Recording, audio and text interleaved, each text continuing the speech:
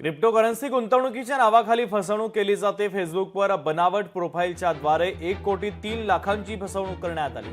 Panvel cyber सेलकडून एकाला अटक करण्यात आली, तर आरोपी जुबैर शमशाद खानला मुंब्रा येथून अटक करण्यात आली। क्रिप्टो गुंतवणुकीच्या द्वारे भरघोस नफा मिळेल अशी पोस्ट आरोपीने केली। त्यानंतर व्हॉट्सअॅपवर संवाद सुरू झाला।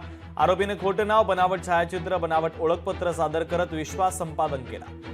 सुरुवातीला काही रक्कम परत देत परताव्याचा आभास निर्माण केला, मात्र त्यानंतर कोणताही परतावा न मिळाल्यानं तसंच आरोपीने संपर्क तोडल्यानं हा सगळा प्रकार उघडकीस आलेला आहे। खारघर पोलीस स्टेशन मधील एक FIR आहे। फिर्यादी ही महिला आहे, 53 वर्षाची। महिलेला फेसबुकवरती एक ऍड दिसली होती की क्रिप्टोकरन्सीच्या माध्यमातून आपण लाखो कमवू शकता।